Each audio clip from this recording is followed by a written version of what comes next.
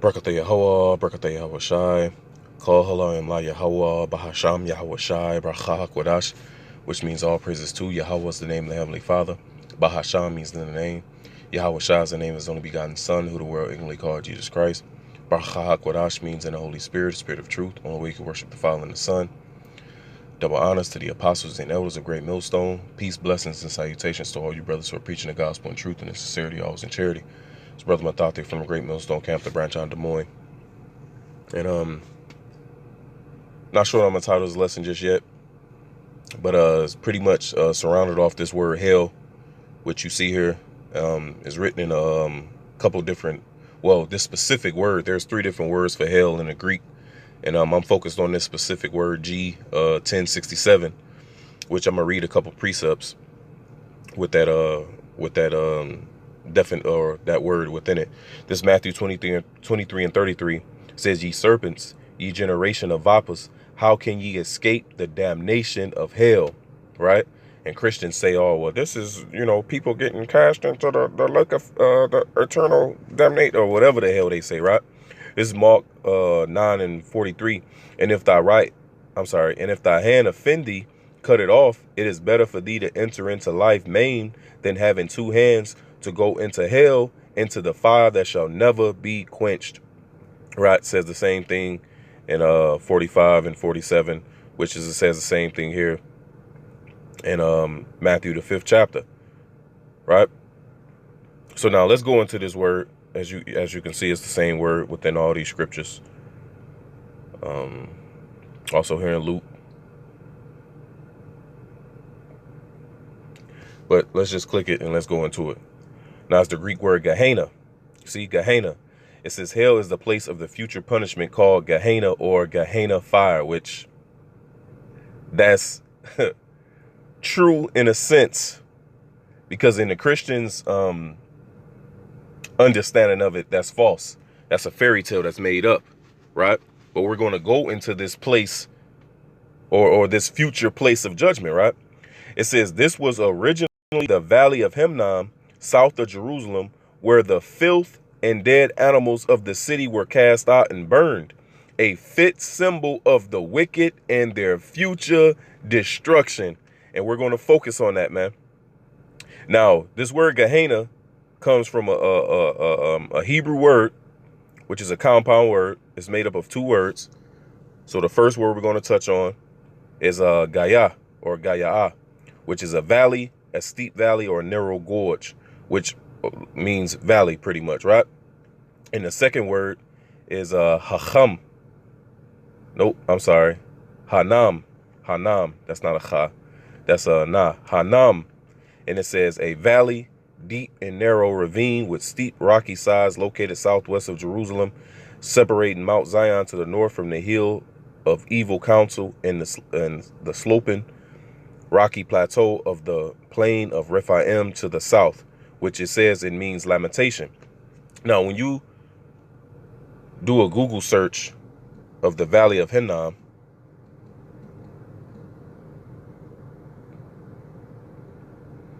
tells you here, right here in Joshua, it tells us where all borders are. But this is what this place is known for. This is 2 Kings 23 and 10.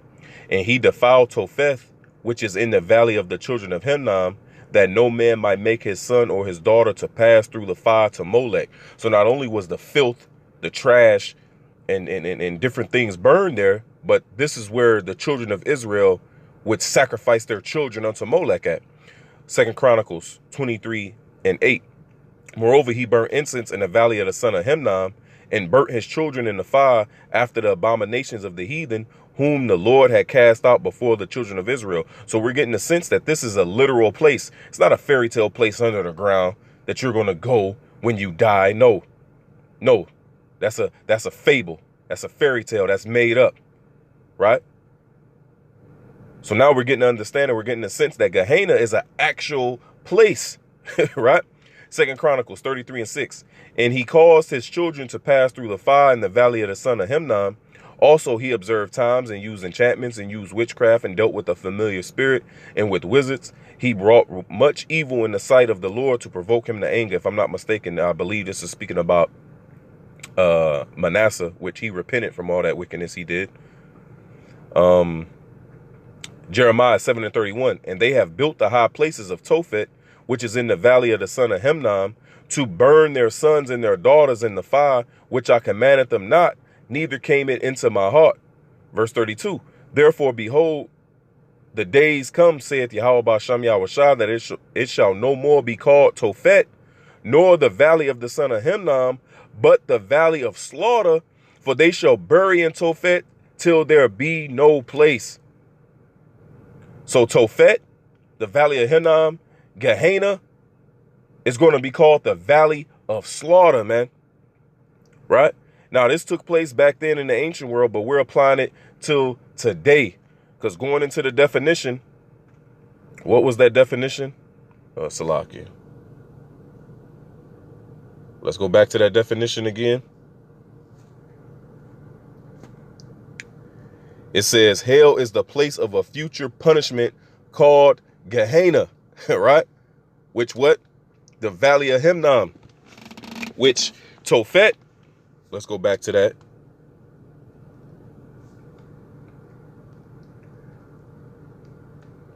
When we look up what Tophet means, let's read this again. Jeremiah 7:32. Therefore, behold, the days come, saith the Lord, that it shall no more be called Tophet. Now, when you go into the word Tophet, it's Thapath, which means place of fire. And what is the place of fire? Well, we understand that to be this Isaiah 34:5. It says, for my sword shall be bathed in heaven. Behold, it shall come down upon Idumea and upon the people of my curse to judgment. So the Lord's sword being bathed in heaven is talking about those nuclear missiles, man. Those nuclear missiles that's going to leave the atmosphere in an arching fashion and come down and hit its target, according to Joel, the 2nd chapter, right? According to what Peter prophesied about, 2 Peter chapter 3 and verse 11, verse 10. But the day of the Lord will come as a thief in the night, in the which the heavens shall pass away with a great noise, and the elements shall melt with fervent heat. The earth also and the works that are therein shall be burned up. So America is the modern day place of Tophet. It's the modern day valley of Hinnom. It's the modern day Gehenna, which is going to burn with fire, man. And it says it's fitting for the future judgment of the wicked. You see? And it also spoke about what? How the trash is burned here.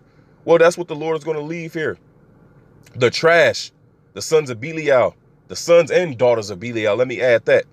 The word Belial goes into worthlessness, man. Right?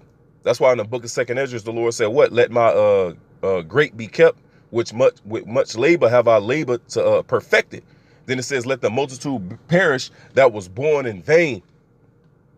You see? Verse 11, seeing then that all these things shall be dissolved, what manner of persons ought ye to be in all holy conversation and godliness, right? Talking to those that believe, those that's walking in the fear of the Lord, looking for and hastening until the coming of the day of the Most High, wherein the heavens being on fire shall be dissolved, and the elements shall melt with fervent heat. That's why it says here in the book of Malachi, it's the book of Malachi 4 and verse 1. It says, for behold, the day cometh that shall burn as an oven, and all the proud, yea, and all that do wickedly shall be stubble. And the day that cometh shall burn them up, saith Yahweh Ba'Shem Yahushua, Lord of hosts, that it shall leave them neither root nor branch. That's the day that's coming, man. Right? And it speaks about how this whore is going to be cast into the lake that burneth with fire. It's the same judgment we're speaking about. It's the nuclear missiles. Let's get that. How many times it pop up? Let's read them. Revelation 19 and 20. And the beast was taken, and with him the false prophet that wrought miracles before him, with which he deceived them that had received the charagma of the beast, and them that worship his image, These both were cast alive into a lake of fire burning with brimstone. Right? And the beast is what? Esau's power structure, man. You see? America, NATO, the EU. And the false prophet represents the Vatican over there in Rome. So all these places are going to be touched with fire, man. Revelation 20:10. And the devil that deceived them was cast into the lake of fire and brimstone, where the beast and the false prophet are, and shall be tormented day and night forever and ever. See, now, Christians got a misconception of this. See, that's hell, that you're going to burn forever. No, it's talking about how the remembrance of that place is going to be forever, man. And also, it's going to burn for a long time. Like the apostles talk about the testimony, or they give their testimony of the Twin Towers and how long that smoke went up.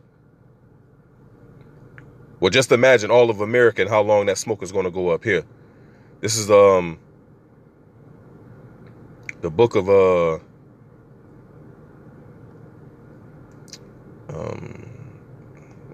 it should be in Jude. Yeah, let me just get it. Search it up this way. It's the book of Jude, verse 7. I don't know why it didn't pop up. Jude, verse 7. It says, even as Sodom and Gomorrah and the cities about them in like manner, giving themselves over to fornication and going after strange flesh, are set forth for an example, suffering the vengeance of eternal fire, man. And when you look at Sodom and Gomorrah and those neighboring cities, that place is not still burning. But the remembrance of that place is still. You see? So this is what America is going to be reduced to. It's going to be the remembrance of those that after should live ungodly, man. You see? So this is the hell that these people are going to be cast into. It's going to be that brimstone that rained down from heaven.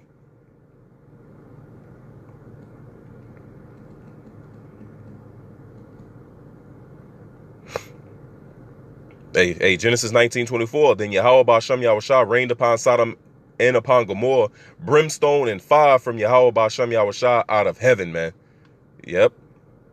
And he's going to do that again unto America. Psalms 11:6. Upon the wicked he shall rain snares, fire and brimstone, in a horrible tempest. This shall be the portion of their cup, man. Isaiah 30:33. For Tophet is ordained of old, yea, for the king it is prepared, he hath made it deep and large. The pile thereof is fire and much wood. The breath of Yahweh Ba'Shem Yahushua like a stream of brimstone doeth kindle it, man. You see that? And we was talking about what? Topheth. That place of fire. Modern day America, man. Ezekiel 38:22. And I will plead against him with pestilence and with blood, and I will rain upon him, upon his bands, and upon the many people that are with him, and overflowing rain and great hailstones, fire and brimstone, man. And if I'm not mistaken, this is going into Gog and Magog, right? So places of Russia gonna get hit as well, man. You see, which is why this earth is gonna reel to and fro like a drunkard. That's why in the book of Isaiah it says the windows on high is open.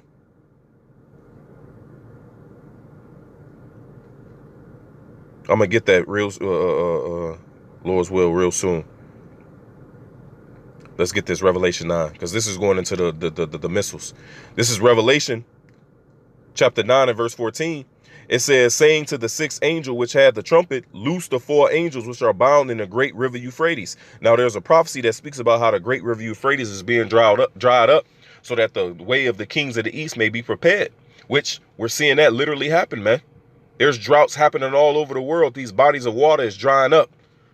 And those four angels, according to Revelation 7, those four angels that got the power over the wind and they're holding back that destruction, they're working on the minds of those kings over there in the Middle East, man, even as we speak. You see? Verse 15, and the four angels were loose, which were prepared for an hour and a day and a month and a year for to slay the third part of men. The third part of men represents Esau, Edom, right? You got the sons of God, the sons of men, and the sons of the wicked. And they're prepared for a certain time. They're going to loose those winds, those missiles, according to Revelation, the 7th chapter, and also in the book of Jeremiah, it speaks about a destroying wind. The Lord said, I will sweep them with the besom of destruction. See, the nuclear destruction is prophesied all throughout the scriptures, man. The prophets of old have seen these things. Verse 16, and the number of the army of the horsemen were 200,000, and I heard the number of them. He said he heard the number of them, man. Right? And this lines up exactly with what Joel seen in Joel, the 2nd chapter. It says what? A people strong, and there shall be none like them, after them, or before them, roughly paraphrasing. It says the horsemen shall march in their ranks. You know, go to Joel, the 2nd chapter. Read it, man. It's a beautiful chapter, man. Going into the destruction of this wretched ass society. Verse 17. And thus I saw the horses in the vision, and them that sat on them having breastplates of fire and of jacinth and brimstone. And the heads of the horses were as the heads of lions, and out of their mouth issued fire and smoke and brimstone, because that's the warhead. That's what detonates, you see. By these three was the third part of men killed, by the fire and by the smoke and by the brimstone which issued out of their mouths. For their power is in their mouth and in their tails, the propulsion. That's how they get from one end of the earth to the other. It's the book of Isaiah 13 and 4. The noise of a multitude in the mountains, like as of a great people, is going into what? A tumultuous noise of the kingdoms of nations gathered together. That's World War III. That's the Lord gathering all these nations together. Yahweh Bashem Yahushua, Lord of hosts, mustereth the host of the battle. They come from a far country, and this third world's war is going to be fought with what? With fire, as it is prophesied. This is the book of Isaiah 9 and 5. For every battle of the warrior, for every battle of the warriors with confused noise and garments rolled in blood, but this shall be with burning and fuel of fire, man. You see, they come from a far country. Back in Isaiah 13:5, they come from a far country, from the end of heaven, even Yahweh Bashem Yahushua, and the weapons of his indignation to destroy the whole land. The future judgment that's set upon the wicked, man, where all the filth is going to be burned. Right? What did the Lord say, man?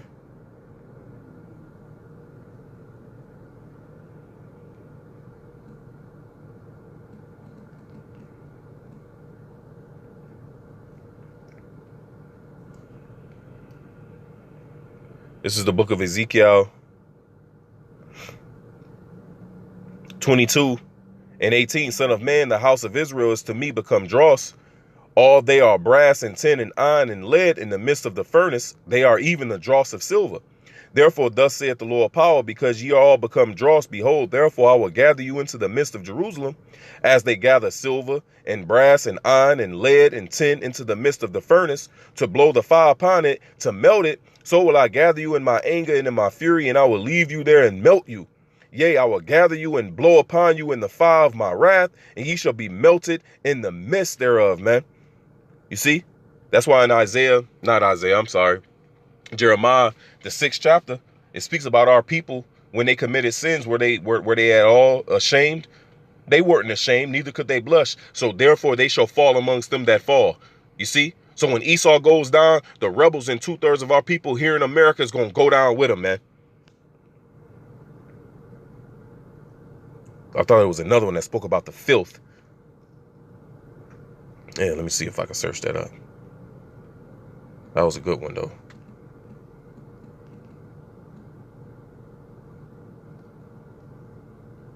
Thought it was one in Ezekiel that spoke about the filth. That's a good one. Isaiah 4 and 4. When the Lord shall have washed away the filth of the daughters of Zion, and shall have purged the blood of Jerusalem from the midst thereof, by the spirit of judgment and by the spirit of burning, man. You see that?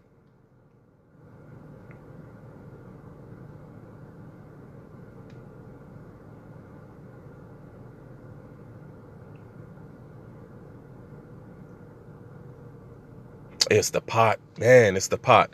The Wadi Yabashim Yahushua. This is the book of Ezekiel 24 and 9. Therefore, thus saith the Lord of power, woe to the bloody city. I will even make the powerful fire great. Now, the bloody city at one point was talking about Israel back then, but it's applied to America today, man. It says, woe to the bloody city in Nahum, the 3rd chapter, if I'm not mistaken. It says, the prey departeth not, roughly paraphrasing. Verse 10. Heap on wood, kindle the fire, consume the flesh, and spice it well, and let the bones be burned. Then set it empty upon the coals thereof, that the brass of it may be hot, and may be burned, and may burn, and that the filthiness of it may be molten in it, that the scum of it may be consumed. Man, bro, this is, man, this judgment that's coming upon this place, man. Right? Matter of fact, we spoke about how it comes from one part of the come from a far country, right? Let's get this in 2nd Esdras 15th chapter.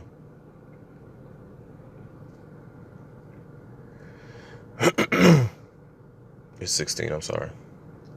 It's 2nd Esdras 16 and 7. May one turn again the arrow that is shot of a strong archer. The mighty Lord sendeth the plagues, and who is he that can drive him away? And that ultimate plague, according to Zechariah, speaks about how this is the plague. I believe it's the 14th chapter. It says this is the plague that shall hit all them that fought against Jerusalem, roughly paraphrasing. Their tongue shall consume out of their mouth. Yep. There it is right there. You know, there it is right there. Brothers can read it, man. Beautiful, beautiful verse. May we be delivered from that judgment. This is verse 9. It says, a fire shall go forth from his wrath, and who is he that may quench it? He shall cast lightnings, and who shall not fear? He shall thunder, and who shall not be afraid? The Lord shall threaten, and who shall not be utterly beaten to powder at his presence? The earth quaketh, and the foundations thereof, the sea ariseth up with waves from the deep, and the waves of it are troubled, and the fishes thereof also before the Lord and before the glory of his might. Which is going into Salaki. Which is going into the earth wheeling to and fro via those missiles being shot off. It's Isaiah 24:17. Fear in the pit and the snare are upon thee, O inhabitant of the earth. And it shall come to pass that he who fleeth from the noise of the fear shall fall into the pit. And he that cometh up out of the midst of the pit shall be taken in the snare. For the windows from on high are open, and the foundations of the earth do shake. Then we read in Isaiah 34, his sword is bathed in heaven. Meaning it's going to leave the atmosphere and come back down. Isaiah and John, the Revelator, in the book of Revelation, the 6th chapter, they seen the missiles falling as stars from heaven, man. Going back to that Revelation, it says what? Jason and brimstone falling. So just imagine seeing that in a vision. You know, those missiles coming down, the metal gleaming off the sun, you know. That's why they said it, man, it was stars falling, right? It says, verse 19, the earth is utterly broken down. The earth is clean dissolved. The earth is moved exceedingly. The earth shall reel to and fro like a drunkard, and shall be removed like a cottage, and the transgression thereof shall be heavy upon it, and it shall fall and not rise again. Meaning America, man. This whore is going to fall and not rise again, man. Right? And this is the same thing Esdras is seeing. The earth quaketh. It says, in the sea ariseth with the waves. See, there's another one where it says, let's see.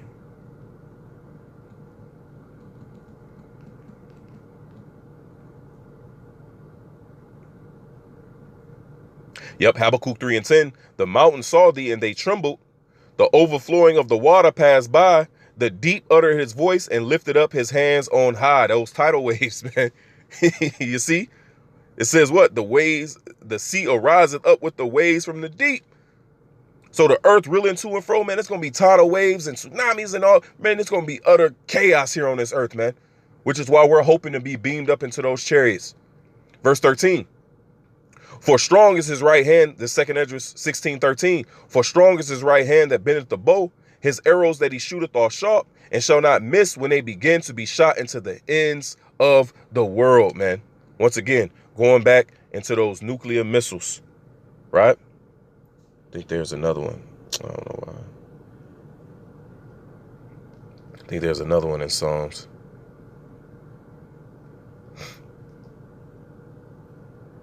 Speaks about Psalms 11:2. For lo, the wicked bend their bow. No, that ain't it. That ain't it. Man, I thought that was the one. Let me see.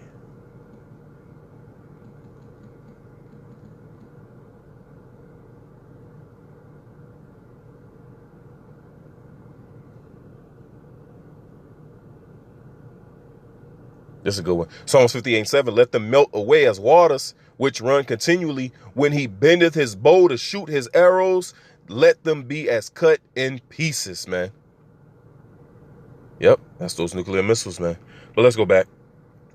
Revelation 9, verse 19. For their power is in their mouth and in their tails, for their tails were like unto serpents and had heads, and with them they do hurt. Man, hey, matter of fact, I know I said, brothers should read it, man, but let's just get it. Joel 2:1. Blow ye a trumpet in Zion and sound an alarm in my holy mountain. Let all the inhabitants of the land tremble, for the day of Yahweh Ba'Shem Yahushua cometh, for it is nigh at hand. A day of darkness and of gloominess, a day of clouds and of thick darkness, as the morning spread upon the mountains, a great people and a strong, there have not been ever the light, neither shall be any more after it, even to the years of many generations. As these are going into those missiles, man. That's why in what is that, Zephaniah?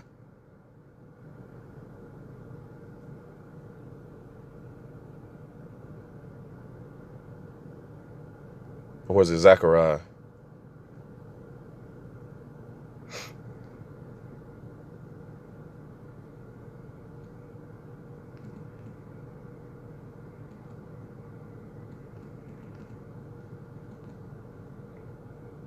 Zephaniah 1:14.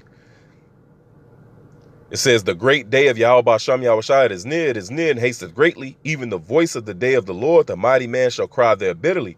That day is a day of wrath, a day of trouble and distress, a day of wasteness and desolation, a day of darkness and gloominess, a day of clouds and thick darkness, a day of the trumpet and alarm against the fenced cities and against the high towers.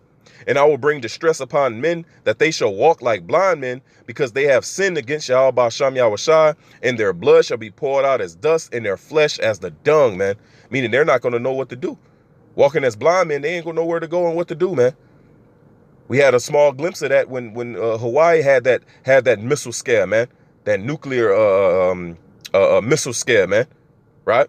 Verse 18, neither their silver nor their gold shall be able to deliver them in the day of the Lord's wrath, but the whole land shall be devoured by the fire of his jealousy, for he shall make even a speedy riddance of all them that dwell in the land, like it says in the book of Revelation, in 1 hour show great riches, man. And who is it speaking about? It's speaking about that great whore according to Revelation, the 18th chapter, man. Back in Joel 2, verse 3, a fire devoureth before them, and behind them a flame burneth. The land is as the Garden of Eden before them. You see trees, right? You see life. You see buildings. And behind them a desolate wilderness, yea, and nothing shall escape them. Once again, the Lord shall sweep it with the besom of destruction in Isaiah the 14th chapter. The appearance of them is as the appearance of horses, and as horsemen so shall they run. Like the noise of chariots on the tops of mountains shall they leap, like the noise of a flame of fire that devoureth the stubble, as a strong people set in battle array. Before their face the people shall be much pain, all faces shall gather blackness, man. Hey, in Isaiah 13, it says all faces shall be as flames. That's that Zechariah 14, man. These people are going to be melted here, man.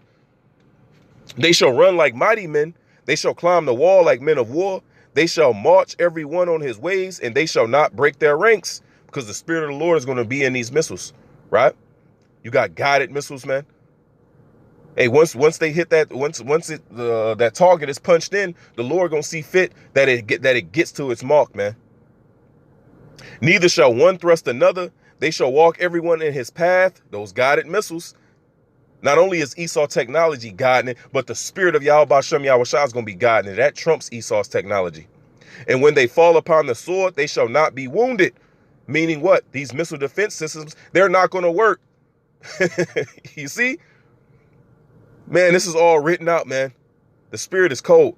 They shall run to and fro in the city. They shall run upon the wall. They shall climb up upon the houses. They shall enter in at the windows like a thief. The earth shall quake before them. The heavens shall tremble. The sun and the moon shall be dark, and the stars shall withdraw their shining, man. What's that? Those dust and smoke and mushroom clouds, man. The heavens roll together as a scroll, right? And Yahweh Ba'Shem Yahushua shall utter his voice before his army, for his camp is very great. For he is strong that executeth his word. For the day of the Lord is great and very terrible. And who can abide it, man? Hey, that's why we hoping to be delivered once again, man. See, because in the book of Revelation, it's Revelation 11.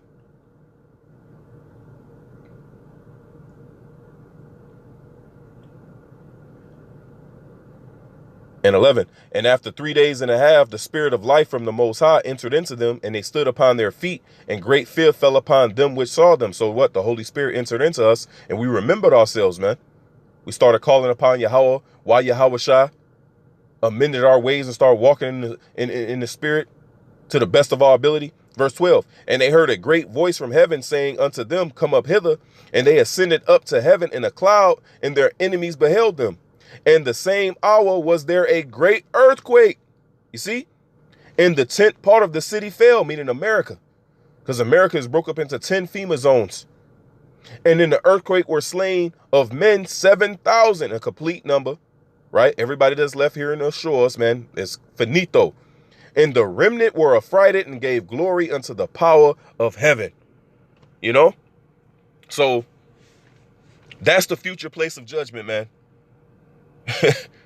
America is the hell that these people are going into, you know. So Lord will, I hope this was edifying. Dawah Yahweh, Bahasham Yahweh Shai, for giving me the spirit to do this lesson. I'm gonna give all praises, honor, glory to Yahweh, Bahasham Yahweh Shai, Barachaha Quadash. Double honors to the apostles and elders of Great Millstone. Peace, blessings, salutations to all you brothers preaching the gospel in truth and in sincerity, always in charity. Hey, Shalom.